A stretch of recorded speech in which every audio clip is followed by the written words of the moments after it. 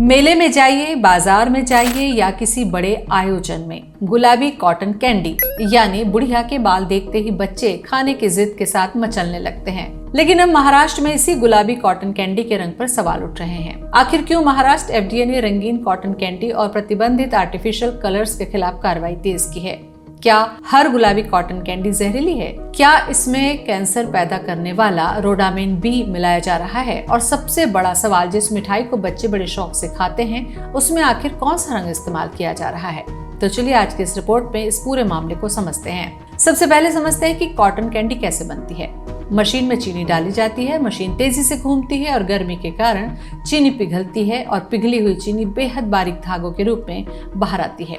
इन्हीं धागों को डंडे पर इकट्ठा किया जाता है और बन जाती है हमारी फूली फूली गुलाबी कॉटन कैंडी। लेकिन बाजार में मिलने वाली कॉटन कैंडी अक्सर सफेद नहीं बल्कि चमकीली गुलाबी, लाल या दूसरे रंगों की होती है। लेकिन अगर उसे बनाने में प्रतिबंधित केमिकल इस्तेमाल किया गया तो खाद्य सुरक्षा नियमों का उल्लंघन होता है।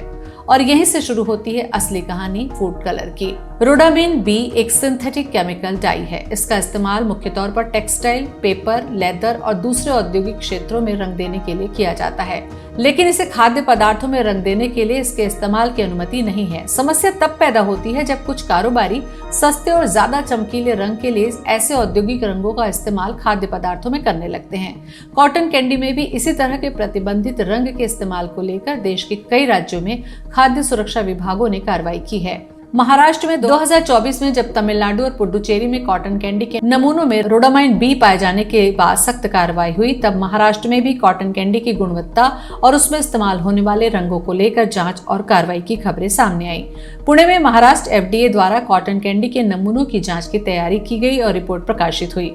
महाराष्ट्र के तत्कालीन एफडीए कमिश्नर महेश झगड़े ने भी कहा था कि समस्या उत्पाद से ज्यादा अनुमति न मिले हुए रंगों के इस्तेमाल और छोटे खाद्य कारोबारियों द्वारा खाद्य सुरक्षा नियमों का पालन न करने से जुड़ी है। इस पूरे विवाद को समझने के लिए तमिलनाडु का उदाहरण बेहद महत्वपूर्ण है। वहाँ खाद्य की प्रयोगशाला में रंगीन कॉटन कैंडी के नमूनों में रोडामाइन बी पाए जाने के बाद सरकार ने कॉटन कैंडी के उत्पाद और बिक्री पर रोक लगा दी। कर्नाटक में भी कॉटन कैंडी और गोभी मंचूरियन में प्रतिबंधित कृत्रिम रंगों के इस्तेमाल पर कार्रवाई की गई। कर्नाटक सरकार के अनुसार जांच किए गए 25 कॉटन कैंडी नमूनों में 15 में प्रतिबंधित रंग पाए गए थे। यानी मामला सिर्फ अफवाह का नहीं था। कुछ राज्यों में लैब टेस्ट के जरिए प्रतिबंधित रंगों की मौजूदगी पाई गई। अब जरूरी बात यह है कि क्या हर गुलाबी कॉटन कैंडी खतरनाक होती है? नहीं, सिर्फ कॉटन कैंडी का गुलाबी होना ये साबित नहीं करता कि उसमें रोडामाइन भी है। खाद्य पदार्थों में कुछ रंगों के इस्तेमाल की अनुमति होती है, लेकिन कौन सा रंग कितनी मात्रा में और किस खाद्य पदार्थ में इस्तेमाल किया जा सकता है, इसके लिए खाद्य सुरक्षा नियम मौजूद है। कॉटन कैंडी खुली धूल में तो नहीं रखी, मशीन और हाथ साफ है या नहीं, और अगर रंग असामान्य रूप से बहुत ज्यादा चमकीला दिखाई दे तो उसे खरीदने से बचना बेहतर है। लेकिन याद रखिए, रंग देखकर अकेले रोडामाइन बी की पहचान नहीं की जा सकती। तो महाराष्ट्र में गुलाबी कॉटन कैंडी की कहानी असल में सिर्फ एक मिठाई की कहानी नहीं है। ये कहानी है खाद्य सुरक्षा, मिलावट और बच्चों की सेहत की।